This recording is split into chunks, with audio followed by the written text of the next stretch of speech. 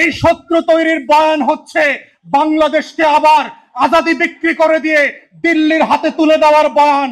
এই শত্রু চিহ্নিত করবার জায়গাতে আমরা বারবার যেটা দেখতে পেয়েছি, গণ অভ্যুত্থানের পক্ষের শক্তিরা যারা কাঁধে কাঁধ মিলিয়ে পাশে পাশ মিলিয়ে স্নাইপারের গুলের মুখে একসাথে শাহাদাত বরণ করেছে, সেই একই রক্তের রঙিন হওয়া মানুষগুলো আজকে ভিন্ন ভিন্ন বক্তব্য দিয়ে একজন আরেকজনকে শত্রুপক্ষ তৈরি করছে। এইটা যদি আমরা বন্ধ না করি, গণ অভ্যুত্থানের পক্ষের শক্তিগুলোর ভিতরে যেভাবে ফাটল ধরানোর চেষ্টা করা হচ্ছে, গণ অভ্যুত্থানের পক্ষের শক্তিগুলোকে একজনকে আরেকজনের পক্ষের বিপক্ষের খলনায়ক বানানোর চেষ্টা করা হচ্ছে, নতুন করে বয়ান তৈরি করবার চেষ্টা করা হচ্ছে। দিল্লির গোলামরাই তৈরি করছে, ও আসলে দিল্লির গোলাম। তাই আমাদেরকে সাবধান হতে হবে। RICL TMX, যুগের পর যুগ স্থাপনা থাকে মজবুত। বন্ধু বেশে কারা কারা আজকে দিল্লির গোলাম বানানোর জন্য আমার আজাদির লড়াইকে, আমার গণ অভ্যুত্থান চেষ্টা করছে, সেই দিল্লির গোলামদেরকে এক্সপোজ করা, সে রাজনৈতিক দলের নেতা হোক, সে আমলাতন্ত্রের মধ্যে হোক, সশস্ত্র বাহিনীতে হোক, গোয়েন্দা সংস্থান হোক, এই যে নতুন বয়ানের রাজনীতি তৈরি হচ্ছে, যেই রাজনীতির মধ্য দিয়ে গণ অভ্যুত্থানের নায়কদেরকে আজকে খলনায়ক বানানো হচ্ছে, যেন বাংলাদেশ সব লুটপাট করে খেয়ে ফেলছে সমন্বয়করা। এই যে নতুন বয়ান, এই শত্রু তৈরির বয়ান হচ্ছে বাংলাদেশকে আবার আজাদি বিক্রি করে দিয়ে দিল্লির হাতে তুলে দেওয়ার বয়ান।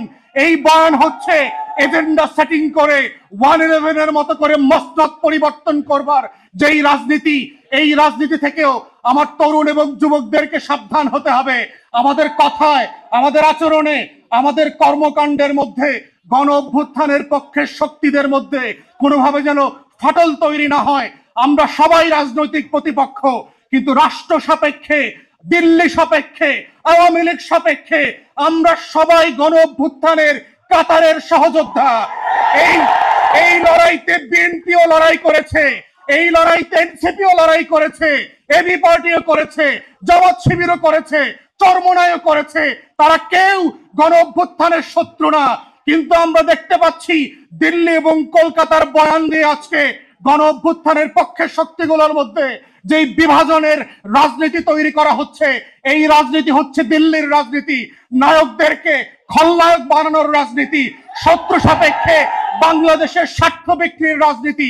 অতএব সেই রাজনীতির ব্যাপারে প্রত্যেকটা রাজনৈতিক দল এবং নেতাকে সজাগ সচেতন যেমন থাকতে হবে, তেমনি ভিজিলেন্ট থাকতে হবে।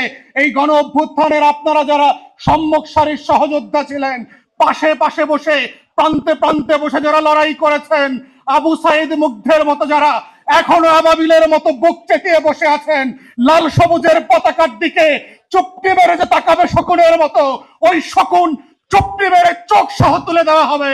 সার্বভৌমত্বের প্রশ্নে, স্বাধীনতার প্রশ্নে, আজাদির প্রশ্নে কোনো কম্প্রোমাইজ হবে না। এটাই হচ্ছে আগামী দিনের নতুন বাংলাদেশের একমাত্র বয়ান। এবং সেই বয়ানের নেতৃত্বে এনসিপি থেকে শুরু করে জাতীয় যুব শক্তি নেতৃত্ব দেবে।